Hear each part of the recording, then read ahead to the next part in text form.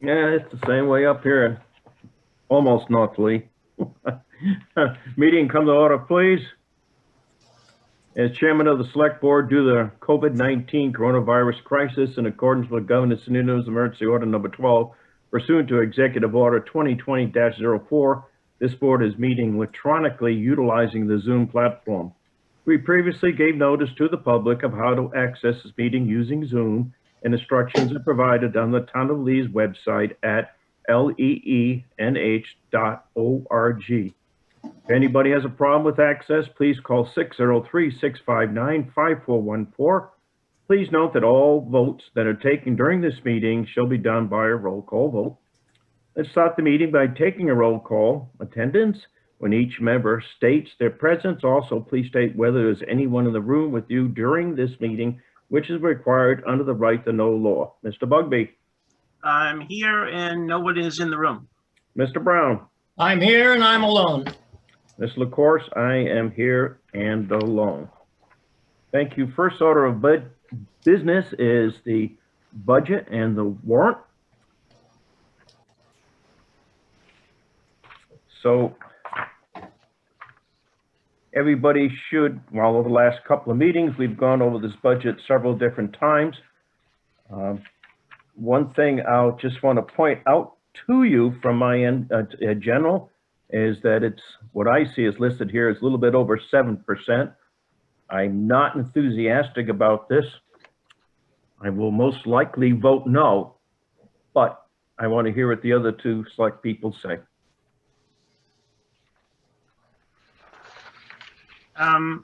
Is Steve here?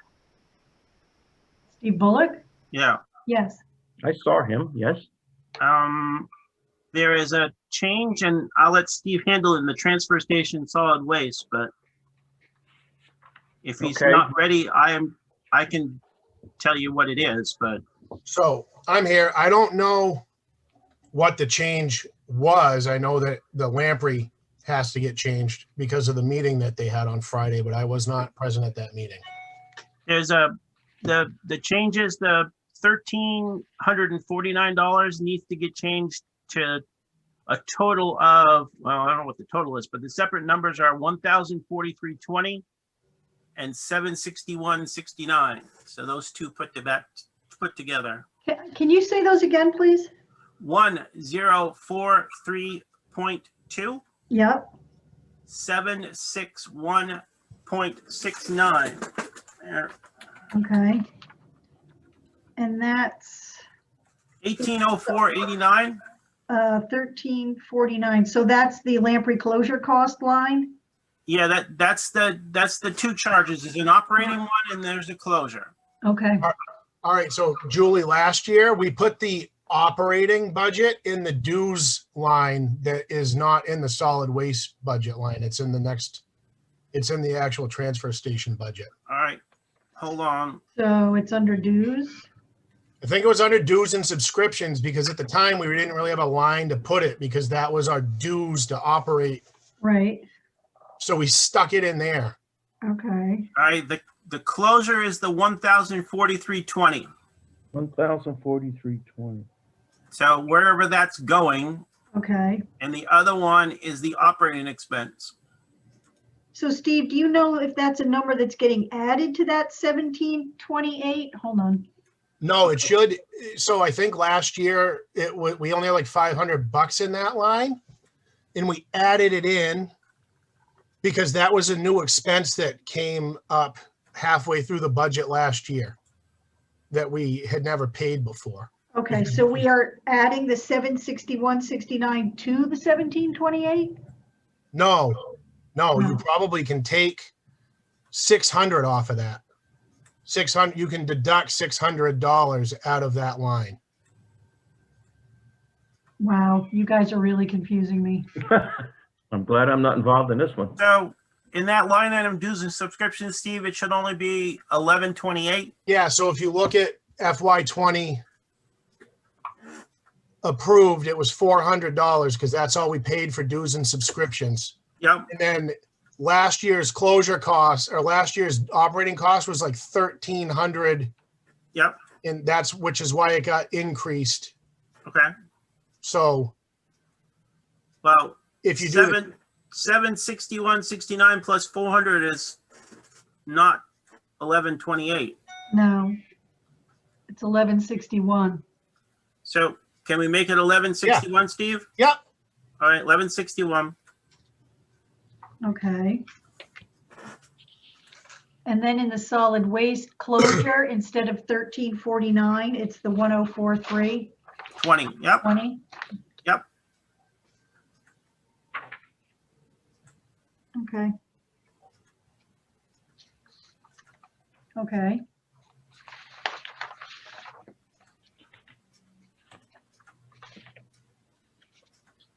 You all set there, Julie? Yeah, do we want to talk about the bonus line that I added at the request of the select board? There's just a question regarding retirement system contributions. Yeah, I wanted the one. Well, how about if you explain to the board what the difference is or what the issue is? Sure. Thank you. So the retirement system rules regarding what is compensable, earnable compensation are Byzantine. So if a bonus is what they call a COLA bonus, which could be described as there are towns that have salary scales, and sometimes a person reaches the top of their salary scale, so they can't get another increase. Employees are then sometimes given what's called a COLA bonus, in which case that would be NHRS compensable. But if it's like a merit bonus, in other words, we think you did a really great job this year, we're going to give you a bonus, then we don't deduct the retirement system contribution. So the board needs to just confirm what kind of bonus this is so we know whether or not to apply the retirement system.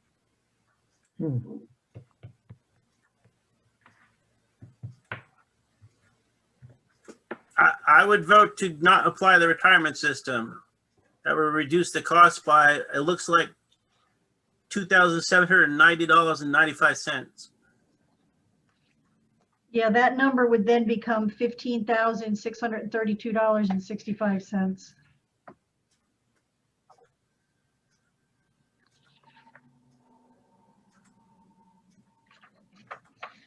Thoughts, discussion?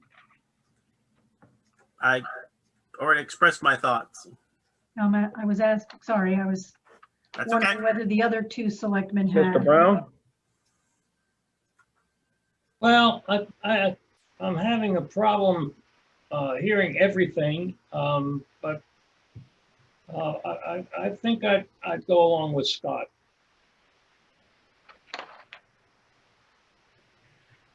Okay. Dr. LaCourse? I'm okay with that piece, yes. Okay, thank you. Thank you on that, Scott. No, thank you, Julie, for doing all that investigation. Yep. Who'd you get that from? The retirement system or NHMA? Retirement system. Okay, all right. Who would know? It's quite interesting. Well, I mean, they do audits and you have to provide them with all kinds of information, so they do track it down. Anything else on the budget at this time? Just whether or not you want to discuss the changes that the library director submitted. I haven't seen those yet. They should have been in the budget that went with the agenda. Ooh, okay. Is it in the big spreadsheet? Yeah. it's Oh, right. okay, all right. Yeah, I actually changed the numbers. So in other words, the numbers that you see here in front of you right now Yep. are the numbers that the library director sent me last week. Oh, okay.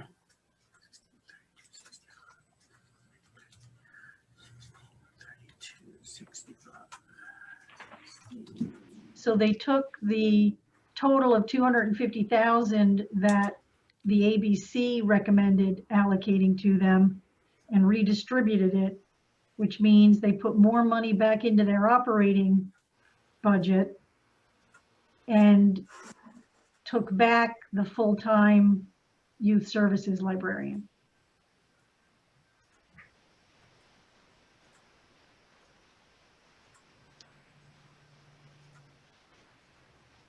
So the difference in ancillary expenses is the increase for the new library director at some point? Correct. Okay. And the increase in the health insurance and the increase in the retirement system. You got that? And are they increasing the hours of the youth services? What's that 9191? 9191. Yeah, I'm looking in terms of the difference. Oh, I'd let Ruth answer that. Okay, thank Yeah, you. that's just a change from how it was allocated before. We combined the library technician 2 and the youth services took on some of those hours, so that salary increased. I see. But the difference, so the difference there is just the subtraction of what we had asked for and where it was, or where increase had gone into, because we did not refill the library technician 2. Okay, I understand. Thank you. Yep. So Julie, you're okay with that now? Yeah, as long as the board is approving of the changes.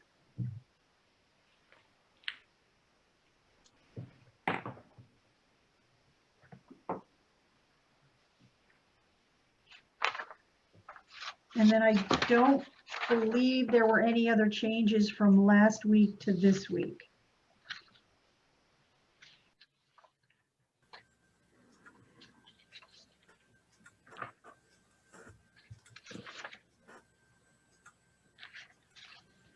Anything else whatsoever in this?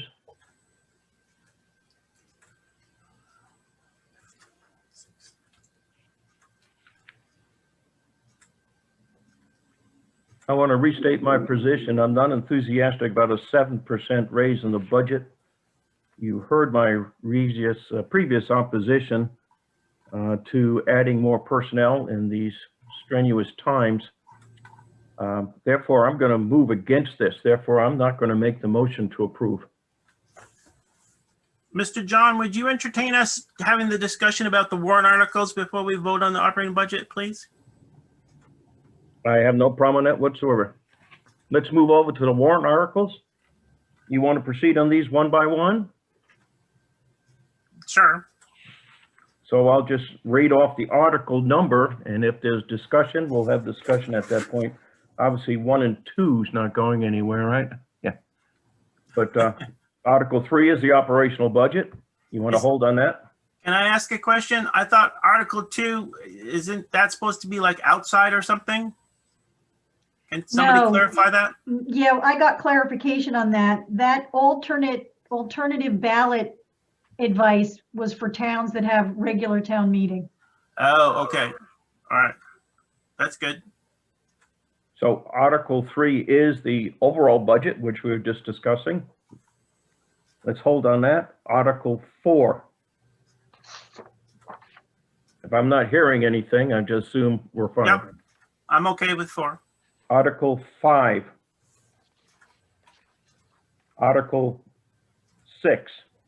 Mm-hmm. Article 7. Article 8. I have a problem with 8. And your problem with 8 is, you want to I state? don't want to include it. I think whatever funds the library has at this particular time, that's the funds they need to be using for their renovation and expansion. And I'm not in favor of any additional funds at this particular time. Mr. Brown, opinion?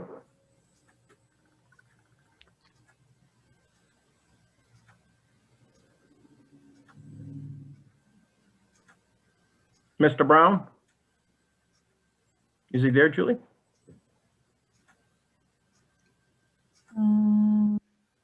I see He's him. there, but I don't know if he hears us. How can I signal? Hey Denise, could you give him a signal on your special pad? He's saying something.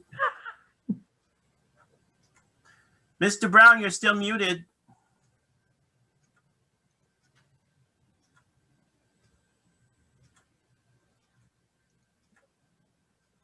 How can they signal him? I clicked on ask to unmute. There Okay, you go. there you go. Mr. Brown, are you there? Yes, I'm here. Okay, we're going through these articles one by one, and Mr. Bugby does not want to carry Article, is it 8? Number 8. Article 8, yep. Right, and I concurred with Mr. Bugby. Okay, and I concur as well. So Article 8's removed. Article 9. Article 10. Article 11. Article, excuse me? It was my understanding that 10, we switched that to 40,000 at the last time. At the top on page 10 of the proposed budget, it lists 40, but down here in the warrant articles, it says 60. Okay, so that's 40. That is So- correct. We did discuss that last time. Yeah, so please change Article 10 to 40. 40,000 from the 60, if you please. Yep, Article 11. Article 12. I would like to have a discussion about this. The Town Hall Renovation Committee did some analysis, and I would appreciate, Mr. LaCourse, if you'd allow Mr. Tappan to speak to this a little bit. He has some numbers and a presentation for it. Well, presentation is a little bit too formal, but he'd like to speak to us about it. This is Okay. something the THRC would like the board to consider. You have the floor, Mr. Tappan. Thank you. Like previous committees, THRC believes that the community will not support town center construction projects unless they can see the full plan for all the town building needs. Many residents have expressed a strong desire to have most of the funding come from savings rather than from borrowing. The LCHIP application asks questions about community and governing body support for the project. To date, we have a record of inadequate support by the governing body. Without a full plan for all the town building needs, we expect inadequate community support. The best outcome that I would expect from an LCHIP application this year would be a full rejection. That would allow the town to reapply next year. The worst outcome would be the receipt of a very small grant. The Town Hall Renovation Committee recommends creating a realistic plan this year for town building needs before applying for LCHIP funding next year. The fiscal year 2022 appropriations to the two funds, that's Town Buildings Capital Reserve Fund and Renovating Town Hall Capital Reserve Fund, we believe should total at least $300,000 if the needs of these projects are to be met. It's not the responsibility of the planning board to develop this plan. RSA 674:5 states that the sole purpose and effect of the capital improvements program shall be to aid the selectmen and the budget committee in their consideration of the annual budget. I thought that part of the reason that the select board has not developed its own multi-year financial plan is simply the difficulty of quickly seeing how planning changes affect the required appropriations. I have written an Excel workbook based on the appearance of the CIP master worksheet that provides the automatic calculation of the required appropriations to the reserve fund to support the scheduled expenditures. As you change the costs, the dates, cost escalation rates, contingency limits, the appropriation amount responds automatically. I can show you how this works now if you'd like, but I believe we cannot continue to act as if it will all somehow work out in the end without making real plans. Mr. Chair, are you amenable to John showing us this? Yes, I think this is partially in response to your comments at the last select board meeting. So I think what John's done is pretty cool. He's walked me through it. But I think the other you two selectmen need to see it as well. But it kind of lays out in terms of what we need to do to plan for a new facility for our town administrative functions, and also for the renovation, or excuse me, rehabilitation of the town hall. And it's not inexpensive. So, And but I it think is. we need to look in terms of what we need to start saving for to accomplish those two goals. And you can play with in terms of years, in terms of that you're doing things, and the spreadsheet will let you know how much you need to be putting aside. Please. So here's the spreadsheet. This is a first version. You can see that up here in red, I have a lot of weasel words saying that I'm putting this out as the final fully tested version. My real intent here was to try to give the board a tool that they could use to make it easier to make the decisions about how to adjust costs and schedules and immediately see the effect. So just to go down through the items that I've put in blue are intended to be the user inputs. So cost inflation, right now I have it at 1.9%. It should be appropriate for whatever subject you're talking about. So if it's buildings, it should be appropriate escalation factor for delivered cost of new buildings. In the fiscal years are, of course, the user input. This year's cost is user input. The inflation factor is correctly compounded for however many years it is from the current year to the planned expenditure year. When it calculates how much needs to be put in, you can ask it to show the exact amount, or you can just have it round up to the nearest $1,000, or that could be some other roundup amount. And then there's also a provision for putting in what I call the safety margin. That is, when you get to the end of the year, if you're expecting that you're going to have to spend $100,000 that year, for example, you don't want to do your calculations so that if everything works out just right, you end up with zero, because that gives you no margin. So this is a place where you can put in what would you like to have for a margin. Here I have 10%.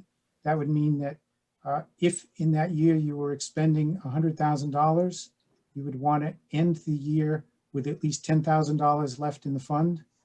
And then I've also put some limits on that, so that 10% in no case would work out to less than 5,000 or more than 100,000, and because those are user inputs. Right now, the spreadsheet calculates what's required for the first couple of steps. So in the example we have right here, for fiscal year 2022, for the inputs that we have, you would need to put make it a appropriation of 268,000. The successive years are grayed out because they're all the same until you get to this big hump, which was building an office building out in fiscal year 2029, I put it in. And then after that, you've got enough left over and there's no more expenses, so you don't have to add anything. Right now, it only does 2 steps. And to show you how it changes, if this town office building was $2 million, you would need to set aside $384,000. If it's $1 million and you decide that you're going to do the site work in 2027 and you're going to do the building in 2028, things change and you need to put aside $268,000.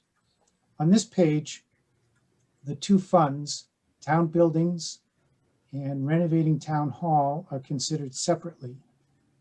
But the board has pointed out that you can use money from town buildings capital reserve fund for the town hall rehabilitation. So another way of looking at it is for financial planning purposes, just to consider them as if they were one fund. And that's what I've done on this page, is if they're combined. And so the amount of money that we're starting with at the end of the current fiscal year is what's expected to be the combined total of those two. And now you can go ahead and do the planning as if it was one, because we know that for LCHIP, the money doesn't have to come from a dedicated capital reserve fund for the town hall. It can come from town buildings capital reserve fund, as long as you can show that that's what's planned. I think that's the sort of quick walkthrough. There are some improvements that I would like to make to it. Just this afternoon, I figured out computationally how I could put in overrides, so that if you looked at this giant number like 334,000, it said that's just too much. And for some reason, this year that needed to be less. I would like to put in a feature where you could put in an override and say, oh, this year we'll only do, say, 200,000. And it would then automatically calculate, if you override it this year, what's needed in the successive years. Because I think the board should have the ability both to bring those appropriations down, or it could be in the other direction. Because you might end a year when there's more than you expected to have in unassigned fund balance.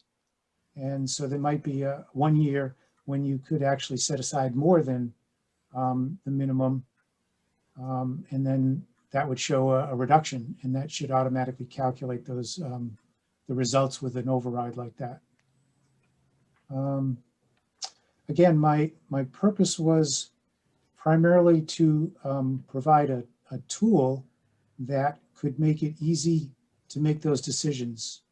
Because I've watched the board in meetings look at the CIP, look at the items that were in there, and then in real time in the meeting, without a calculation tool, say, well, we're not going to do that for that amount of money, or we're not going to do it in that year. So it looks like we could change the appropriation to X. But you don't have, in real time, trying to do it in your head, you don't have the tool that documents that change and shows you what the correct arithmetic outcome is. I should also point out that in this calculation, we're making no assumption for interest earned by the funds. That's deliberate. That's a very conservative approach. Right now, the CIP does not correctly compound inflation, but it does account for interest earned throughout the whole 15 years. I think the problem with interest earned, we learned a lesson in 2008, because in 2006 or 7, if you were making projections on what you could earn in interest, you'd be dead wrong. And this past year and a half, we've learned a lesson. You're not earning anything like what you would have been expecting, say, 2 years ago. So, of course, each year, as you update the starting amount for the coming year, any interest that's earned is of course rolled into that figure. So it's not that it's lost, it's just not counted on in future years when in fact you may not get it. So I can answer any questions. Actually, John, I'm quite impressed. I think this tool is quite interesting for planning purposes. You put a lot of time into this. There's no question about it. It's well appreciated. Well, I think in watching the board trying to make these decisions, it just seems to me like this was the kind of tool that I would want to have and that I could create. Because what I'm showing here is just, well, 2 funds. I envision that this would cover all of the funds that you want to cover, including some that are even not in the CIP. And The other thing is that if it does become a planning tool, we need to be careful of how it's managed, so that perhaps individual selectmen may want to use a version of it, but they're to play what ifs on their own, so that when they come back to a meeting, they may have some different ideas, but it's not disturbing whatever is the official version approved last time. Any other questions for John at this time? Oh, I kind of like it. And I know John and Carrie that we've all talked about going through the CIP and doing our own kind of, projected in terms of costs and also in terms of what we're interested, and also to have conversations with the department heads that are proposing some of these things. So I think this would be helpful so we can start planning for saving for whatever those particular things are. Some of the less expensive things are kind of easy to kind of work in, but when you get things that are hundreds of thousands of dollars, it's nice to save for those particular things. So I agree. So I appreciate that very much. Katrina, did you have your hand up? Can't hear you.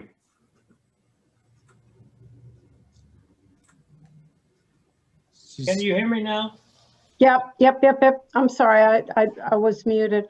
Yeah, I wanted to, several warrant articles ago, when you were back on the second library one, I wanted to point it out, there are our 25,000 that we were requesting was really kind of in keeping with the saving concept for future expenses, because I mean, as we go through the library project, we don't know, we may run into some unforeseen expenses when we do the soil testing. I don't know, I'm not anticipating running into, granite rock or whatever, but who knows, or some horrible lead things. And it was really trying to put some money aside to save, which is what we've just been talking about,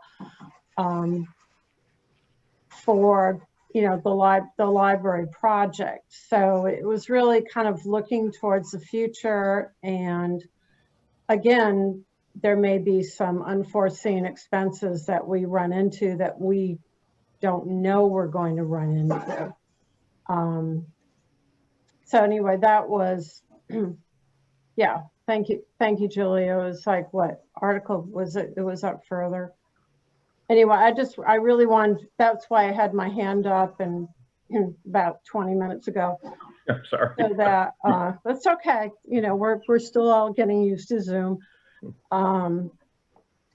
We just wanted to put a little cushion in case we run into something unforeseen that we haven't budgeted for, that nobody's budgeted for, that just might come up and,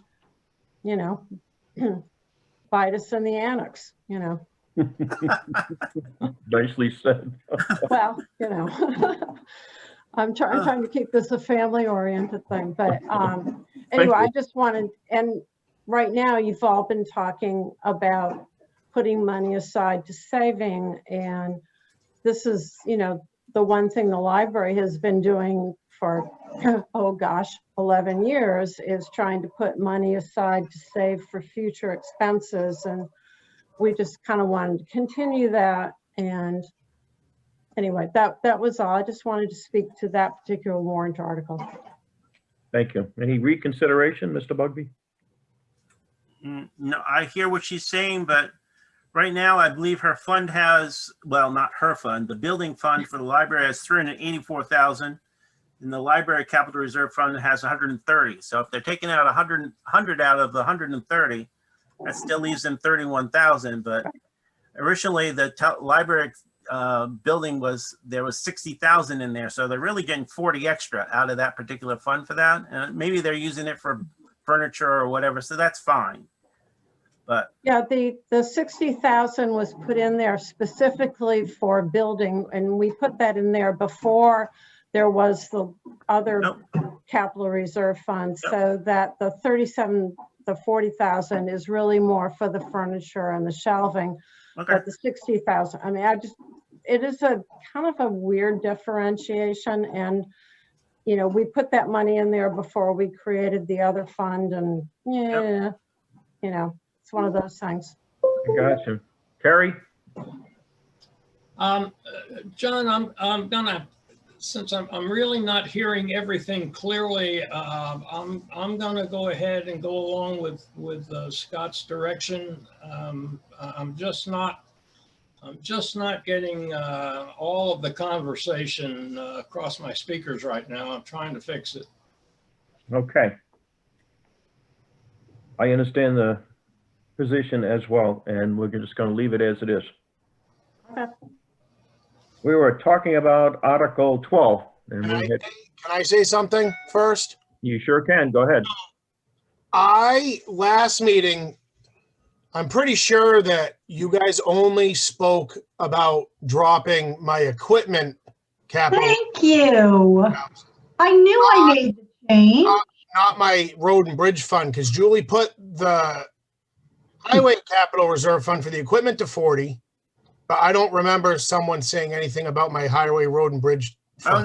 no, not road and bridge, highway equipment. But Yeah, she that's, has it at 40,000 on the article that she sent. Oh, okay, all right. right, you, So you don't want to cut Article 10 to 40. You want to leave that at 60 because No, I was talking about the highway equipment. all right. We got that? yep. Okay. Good find. I'm glad you spoke up. All right. Any others speaking up? Not until, all right, we had stopped at Article 12. All right, Mr. Bugby, you wanted to say something about that? Well, just the other thing, and John kind of covered it just a little bit in terms of the tool, but the other thing is we've been doing some analysis. Mary's done some, I know John's done some. The analysis on what LCHIP has given in the past. And the thing that we've kind of find is, well, that they found was they give about 20 to 30%. There's a few that get, you know, close to 50% match or one-to-one match. The town hall in Effingham, but that's like super special. Not that our town hall isn't super special, but theirs is really super special. So we're looking for funding of, you know, 289,000 based on the last thing. We're probably not going to get that. We might get 100, but the thing that we're lacking is support from different, you know, the community. So I think we need some more time to look into that, and also to kind of, it's a points-based system, and we need to get as many points as we can to get some money out of them. I And I agree. think based on your conversation or your points that you brought up in terms of the whole plan, in terms of the office building, I think we need some more time to develop this and also to save for it. So, and I know you're going to cringe. You're going to cringe. So just in terms of running the numbers from John, it looks like we need to save about $300,000 a year so we can get these things done, those two projects done. And that's into consideration of, you know, in 2022-23, doing a town hall rehabilitation, and then being ready at the end of the second extension on a lease in 2028-29 to do some kind of an admin building. So, and I know you're probably like having a palpitation in your heart about that based on the budget we're projecting, but we need to start saving for these things if we're really serious. If we're not serious, let's be done and just call it a day. But we have to start saving for these particular things. So that's my comment. I would like to change number 12 to 300,000. And I know that's a lot of money, but if we're serious about those two projects, we need to start saving some money for them. So I'm totally against that. 300,000 I know is you utterly would be. ridiculous at this point. I was going to breathe a little sigh of relief and kick it up to 100,000. yeah, Because I look at it, I remember in the past, we had put $100,000 each year towards the library years ago. yeah, And I think that's a figure that, and I do agree with you, if we continue to save over time, 3-4 years, it builds up and you Yeah. have a lot to work with. Yeah. So I can go up as high as $100,000, and I was actually thinking about that as you were speaking, but 300,000, that's a little bit hard for me to swallow at this okay. point. Well, Can I interrupt? You can. Luckily, I heard that Uh, Yay! I heard that proposal from Scott on 300,000. What I'm trying, maybe I'm just missing something. When we talk about town buildings, what buildings are we talking about? Well, kind of the ones that we were talking about when John was doing his presentation, rehabilitating the town hall and also doing some kind of an office building for the town administration and planning it at the end of the lease we have currently. Right now, we have a 3-year lease for the Daily building, and we have the opportunity to have 2 more 3-year extensions, which takes us out to 2030. So if we start in 2028, 29, doing a particular facility so that it's ready when the Daily building lease gets done. And I think that tool that John was just showing us, I think that's something that the board needs to take a look at in terms of what we're comfortable with. I understand your position, John. I'm with you there. Mhm. But if we want to start having those particular projects being viable projects, and we've been kind of told by the voters they're not interested in too much bonding, we're going to have to start saving for these things. So I think that tool will help us come into some kind of understanding in terms of what we need to save over a period of years to do those 2 projects. But also other buildings need to be in there as well. Those are the 2 that are on the horizon, but you know, all the town buildings need to be in that particular plan. No, exactly. And that's my point. I mentioned, I think on the last meeting, maybe the one before that, that there are issues at the garages for the roads department and also Yep. the salt shed, et cetera, which is slowly leaning one way or the other. And I just want to be sure that when we just use the term town buildings, that we know which ones we're talking about, and we're not just talking about, say, one new town hall or whatever. No, my intention would be when we do that exercise, every single town building is listed there. So every single one of them, even Okay. the annex, No, that's coming down. I know, but the fire chief won't let you do a controlled burn, so it has to stay there. So I know, that's all right. I accept that at this point. So I'm still sticking with 100,000. and Mr. Brown, Well, what if we split the difference and just go with 200,000 instead of 300,000? that's not half, Mr. Brown. Yeah, that's not half at all, is it? Well, I don't think we know exactly what, you know, from a dollar amount, what we're really going to require. So, you know, we can put 300,000 in there. I don't know what the voters are going to do with it. Well, that's my concern. Yep. That they might not go for it at all. If we keep it around 100,000, they seem to Yep. identify with that amount of money because we've used it in the past and it's been quite successful. Yep. Yeah, I just think we need, given everything that's going to be on the plate for this vote, I think we need to make something that's a little bit more palatable and allows us to get started. You know, and we're just going to have to kind of do it piecemeal, maybe by the next each vote. All right. 100K? Okay. All right, make it 100. The other thing we can explore when we get into using that tool that John showed us, Mm-hmm. maybe looking at, you know, maybe using a little bit of the unassigned fund balance or something like that. I think that would allow us to explore what we can do and what we can do and what time periods we have available to us. So, And I agree with that as well, because we've been running about, 2.2, 2.3, depending on what shows up. I Yeah. know there's some pushback against it, but we can go as low as 1.5. Yep. So yes, I agree. That should be a part of the tool. Doesn't mean we have to use it, but that can be plugged in. okay. I agree. Can So- I, Are we okay with 100,000 for number 12 for the town Yes. buildings capital reserve fund? Yes. Yes. Thank Okay, you. let's move on. Article 13. I think, Dr. LaCourse, you have a few people with hands raised. Oh, yeah, I'm glad you're watching those things. Let's go with John first, then Katrinka. And I'll look at the rest if I can find them. I just wanted to answer the question that Selectman Brown raised. The spreadsheet that I showed, which for the combined funds was showing a required appropriation of $334,000. That included the highway addition to the shop, which presently was listed for 2022 at $175,000. And it included the highway salt sand shed in 2026 for $125,000. So those buildings, that came from the CIP, and I left those in there. Thank you, John. Thank you, John. Thank you. Katrinka? Actually, that must have been an earlier thing, but I'm happy to reiterate the fact that our 25,000 was to save money for a possible future expense. And as you rightly noted, the library has, for the past 10 years, been trying to save money for, and I applaud the fact that, that you guys want to save money. I mean, this is what you need to do.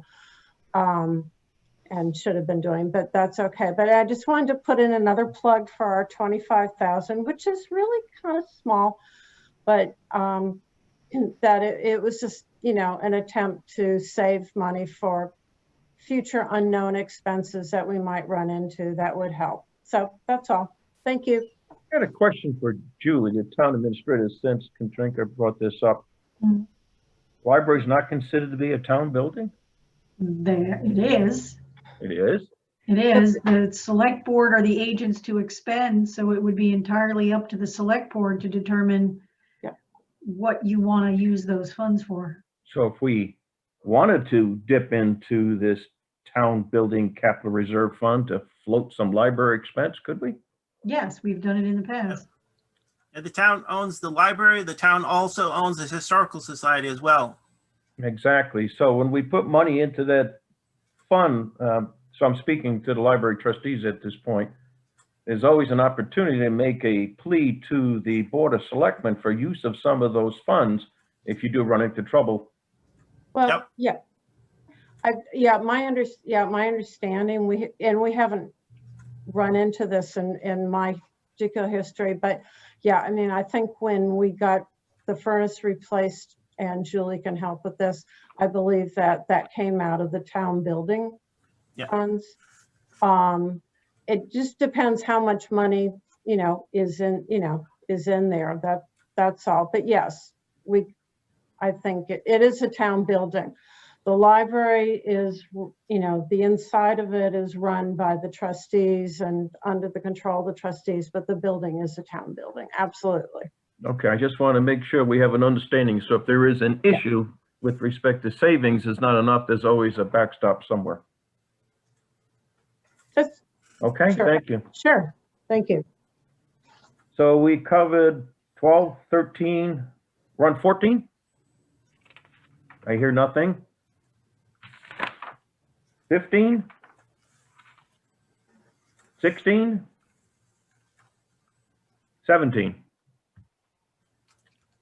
Okay, Julie, you want to just reiterate the changes we made so it's people can, Yep.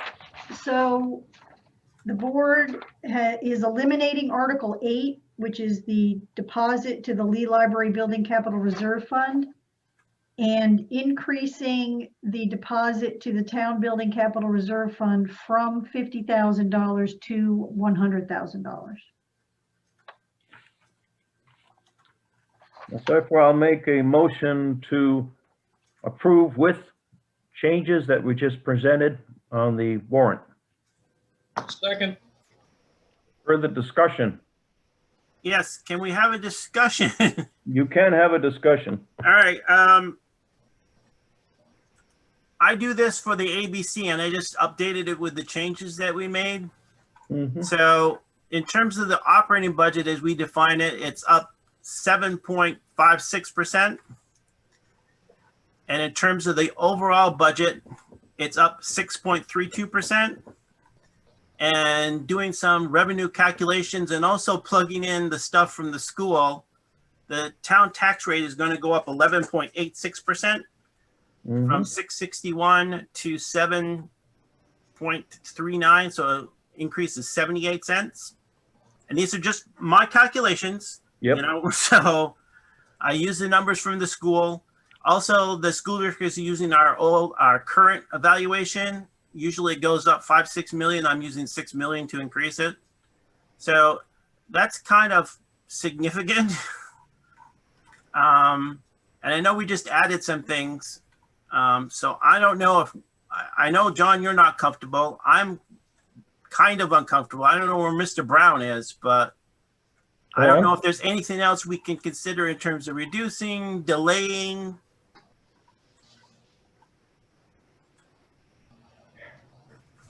Part of my, you're speaking my language to some extent. I just find it hard to swallow at 7% or just under it.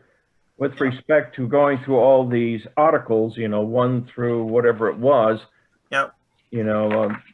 Obviously the public has participation in choice one by one. They could approve one or not approve others. So each one is independent on their own.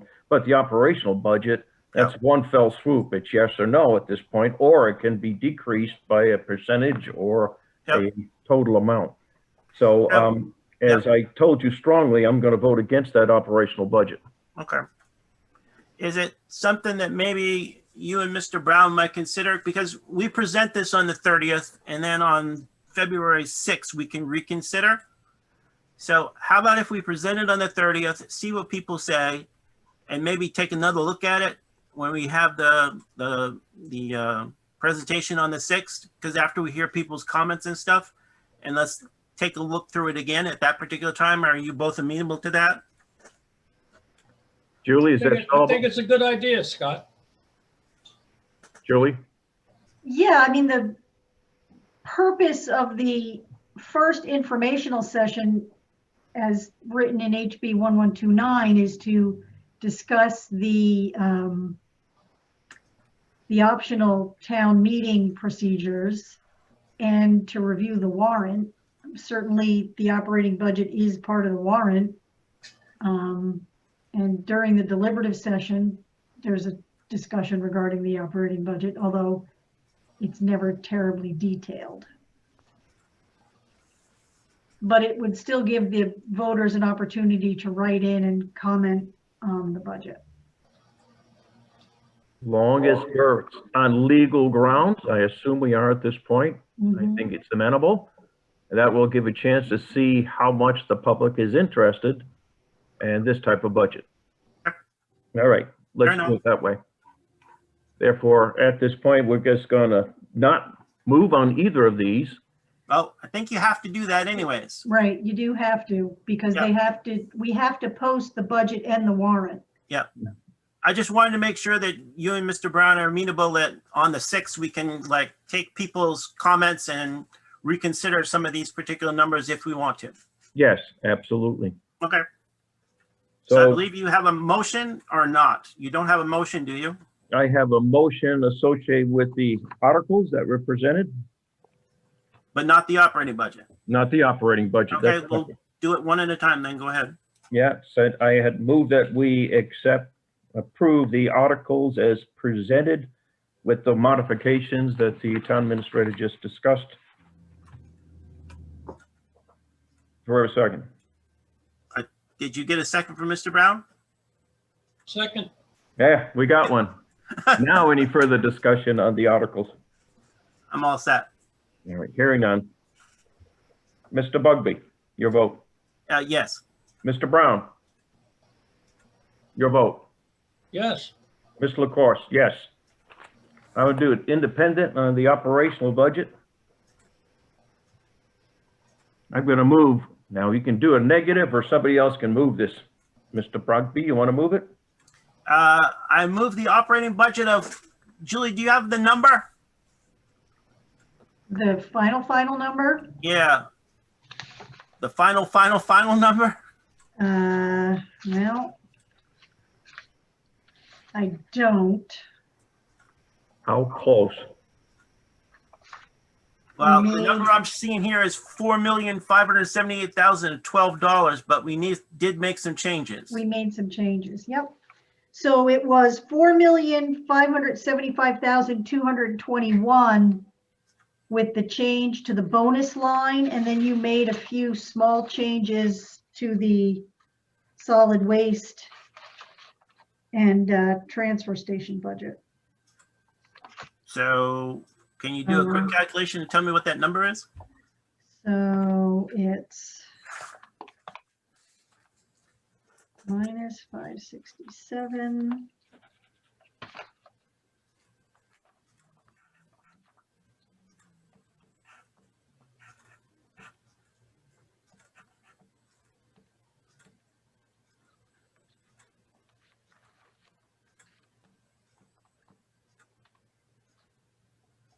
I think we're reducing it by $873, so. So what would the, so 4,500,000 and, So I come up with 4,574,348. okay. So Mr. LaCourse, I move to approve an operating budget of $4,574,348 for FY 2022. Do I hear a second? Second, Any further discussion on the motion? No, Oh, that was a nice straight answer. Mr. Bugby, your vote. yes, Mr. Brown? yes. Ms. LaCourse? No. Motion carries. Thank you on the budget discussion. That was very helpful. Next thing, Julie Glover, Town Administrator. So as you commented, a number of you before the meeting started, you received your postcard in the mail advising you not to throw it away and to keep it for review for the optional town meeting procedures. So that part of it is set. I don't know whether Don Quigley has anything to add at this point regarding the drive-up voting.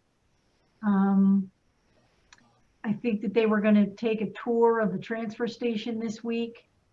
And Tomorrow. Tomorrow, Tomorrow. and talk about what that piece is going to look like. Yeah, I think we'll hold off on discussing some of the technical features of the transfer station until we get a tour of it. But I think the thing that we have to work on as a group here is our first session and sort of come up with a program or an agenda, how we're going to present these things, who will be the presenters. I think obviously Julie's got to play a big role in making sure the technology is there and for people to be able to have some backup as far as making sure everybody's included in that. And then the articles have to be introduced and a lot of information about the procedure and the procedure of voting. And so we'll know more about that after we tour the solid waste facility as far as the voting, so forth. But I think we need to get together as a governing body and with Linda, the town clerk, and with Julie to come up with sort of a, how we're going to actually program the presentation in this first round. One question I have is whether we want to include the opportunity for people to have feedback or ask questions through this Zoom session, the first one especially. And I don't know, I'm sort of have mixed feelings about it myself, whether we want to sort of just go through the presentation in this first Zoom session or allow people to make comments and ask questions through the Zoom feature. What are your thoughts? Well, just so everyone knows, unlike the deliberative session, there's no requirement to allow public input at the sessions. The way that the public provides input is after the first session, they mail or drop off or email or make a telephone call with what their comments are.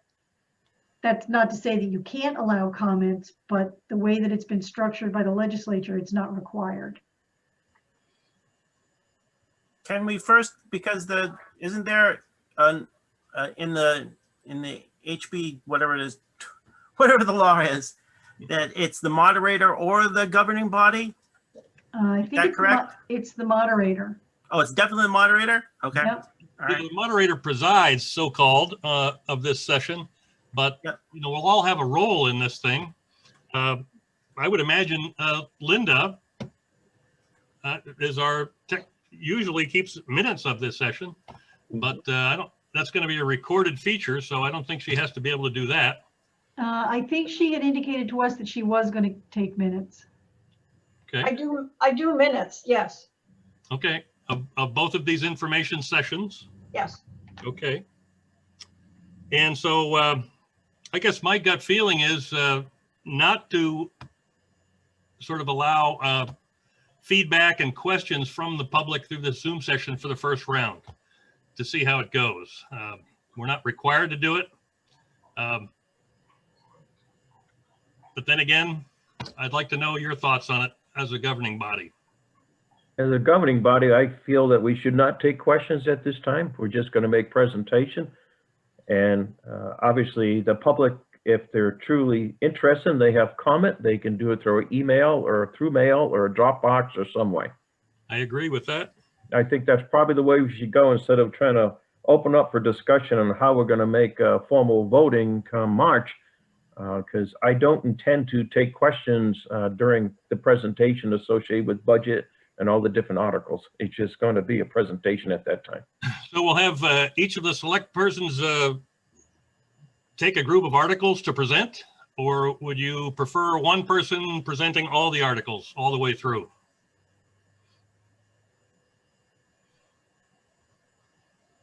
I guess we can split it up. I don't know. I don't know if it's necessary, to tell you the truth. Well, one of the things that I was thinking of, that after the presenting of the articles in this first round, it might be good for somebody, maybe one of you on the select board, to make a few comments about the article. Some rationalization, justification, some, usually there's a note on there that said the select board approves of this article or something to that effect. And so I'm thinking if you make a presentation or we divide it up among the select board, they could present an article and then a sentence or two to just explain the article and then move on to the next article. I have no problem on that. What do you think, Mr. Bugby? Yeah, I suppose so. One of the things, and I understand in terms of not taking questions like we're having right now in terms of people other than the board speaking, but would you be amenable to them submitting questions in the chat on Zoom? They could submit questions and we could answer them. I would hate for somebody to, go away with, no idea in terms of what we're talking about and then submit a question. It's nice to be answering things in the moment, not week afterwards. Depends how many chat questions you get. Yeah, I understand that. I understand that. The thing that I don't like about this whole bill is there is no interaction of the legislative body to determine what's on the warrant. I don't like that. And I know that's not our responsibility. That's what the state legislature has done and the governor, but I still don't like that part. So. Well, at that point, it would have to be someone like the moderator who will allow to identify the chat. It normally moves that way. The moderator says we have a chat and just brings it up one by one and recognizes it or reads the chat, then we respond. Yeah, that's what I was envisioning, reading, not letting them speak like we are right now, but just. I can entertain that. So we could read the chat and then try to respond. If not, and a lot of times since it's a recorded session, you can always respond to the chat question by putting it up in the Crier or someplace else. The way that's typically done in some of our sessions that we do with the Secretary of State's office is a clerk person evaluates the questions that come through the chat and then presents that to the moderator. If they see a theme emerging among the chat on a particular question that wasn't explained carefully, that clerk can say, we have a theme of questions here that we could respond to. So we could take it to that level. I don't know if we'd ask Linda to do that or Julie to do that. What are your thoughts on that? I'm nominating Denise. That's He'll kill me common. tomorrow, but I think that would be a good job for, because I don't want to get questions like, geez, I don't really like the moderator's sweater today. He's really, very, very fashion conscious. But if Well, everybody's well, asking, what did Mr. Bugby mean by that? I don't understand that. Group those all together and answer that particular part. So, And that's fine with me. Well, we have somebody in that role of evaluating all the chats Mhm. and coming up with a priority of a few questions that should be answered by the governing body or the moderator. That is correct. I think what that does would Mr. work. Brown think? We got it. Is Mr. Brown okay with that? Yeah, I'm okay with it. I'm not excited, but I'm okay.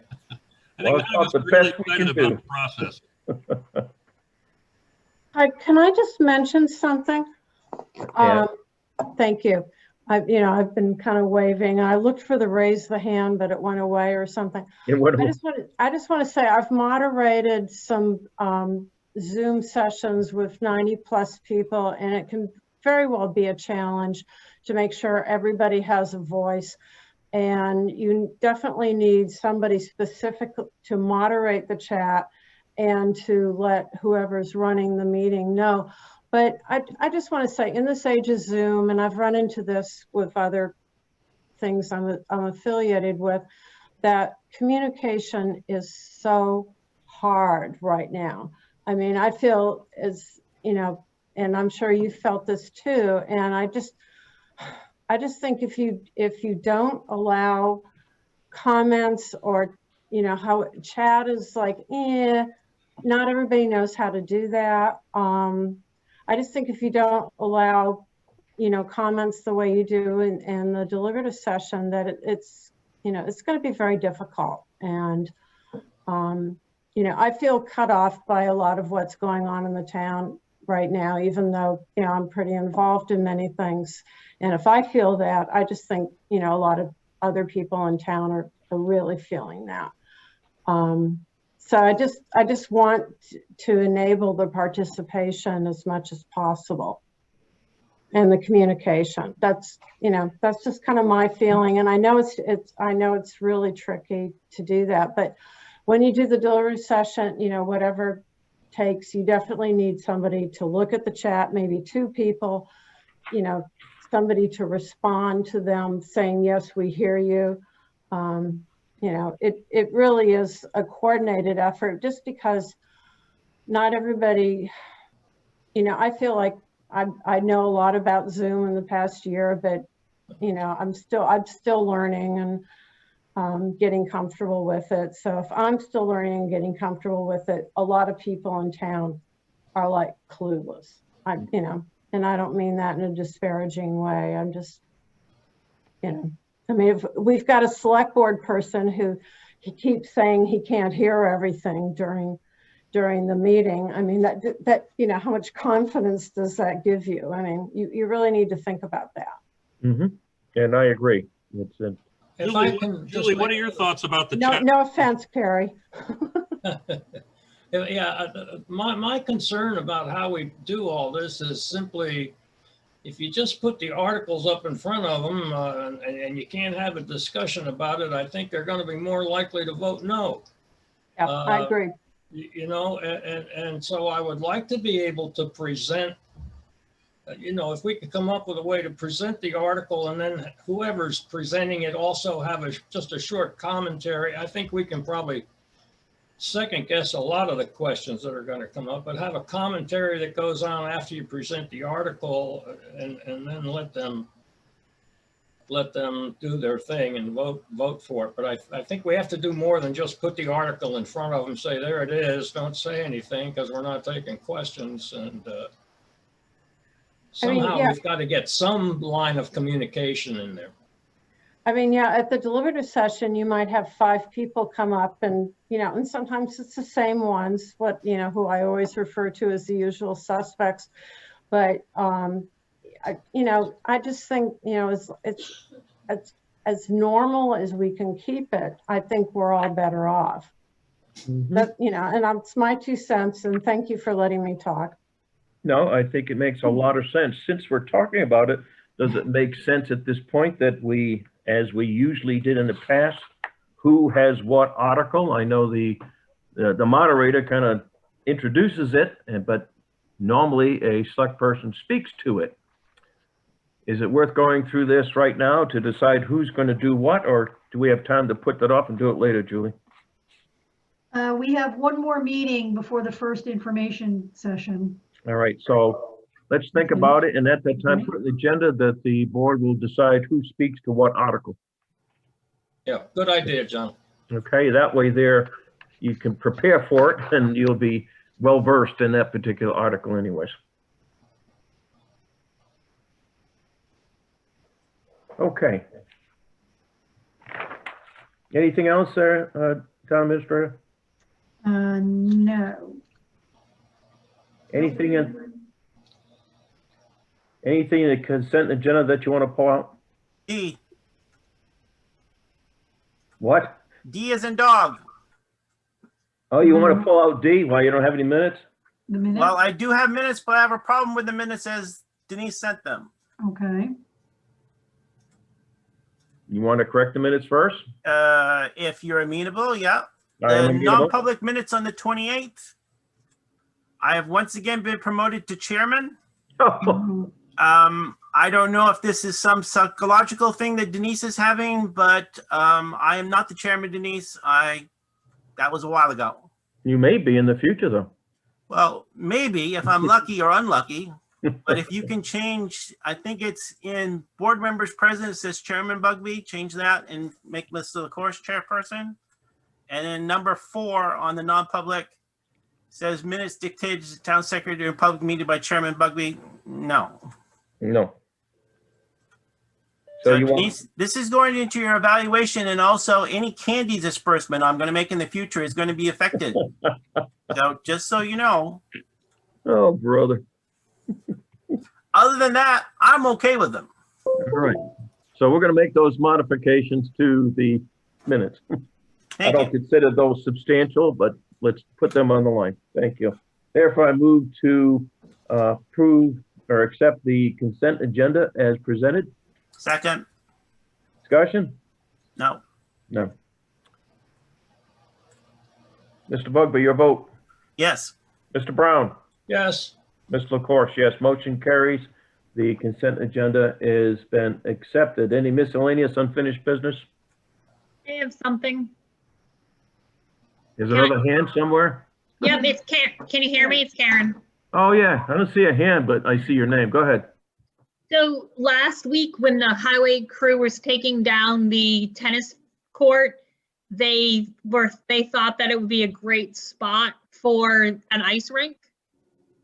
So we want to get your permission. Steve reached out to me because I'm a member of the rec commission. I can't speak for the rec commission, but as a member of the rec commission, I think it's a great idea. So Steve's here too. He can finish chiming in, and I'm louder than he is. That's why he wanted me to go. All right, Steve, you got the floor. So we took the fence down, and Warren has been talking about an ice skating rink for the better part of a year and a half or 2 years. And we have the boards at the shop that used to be in that field, and I think they were in the parking lot at Little River Park at one point. So we have everything to set it up and put it there on the existing hot top as it sits right now, and try it and see if it works. Source of water would be the well that's in the back of the town garage annex. Yeah, it'd be us. We'd be doing it.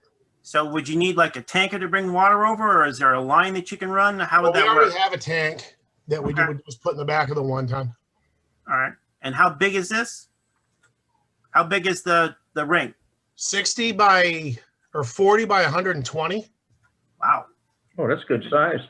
Yeah, and like I said, we have all the boards are already there. We set it up early, so it's already actually set up, hoping that you would say yes because we have the weather.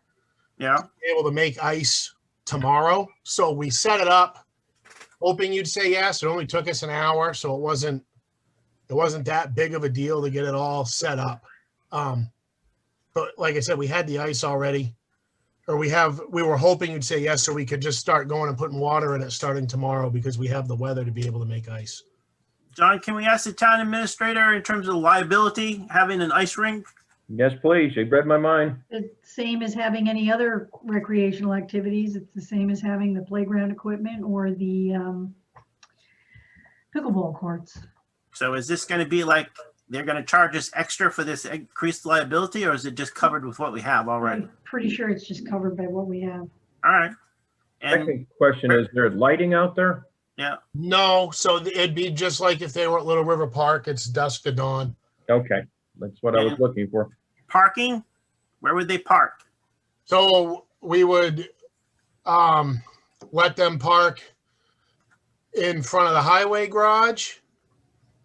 And then we'd plow extra spots out, like where they currently park for baseball and stuff like that. We just push the road back on Recycling Center Road and I push see.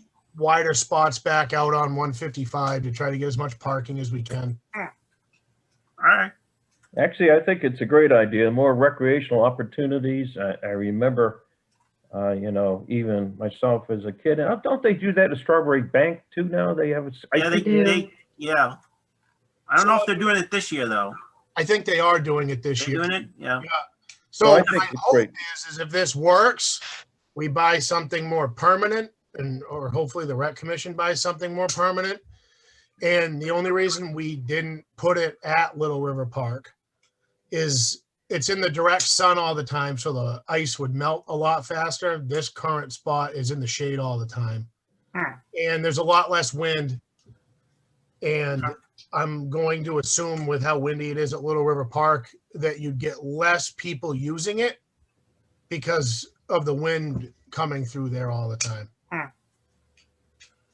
I'm amenable to trying it for this particular season, I agree, Unless- Mr. Brown. and let's evaluate it. I think it's we used to have an ice rink up there, so why not? We Let's never do had it. any issues then. Thank you, Karen. Thank you, Steve. Yeah. Good thoughts. Anything else? All right. Therefore, I move to enter the non-public session, New Hampshire RSA 91-A:32A. Do I have a second? Second, Discussion? None. no, Roll call vote. Mr. Bugby? yes. Mr. Brown? Yes. Ms. LaCourse? Yes.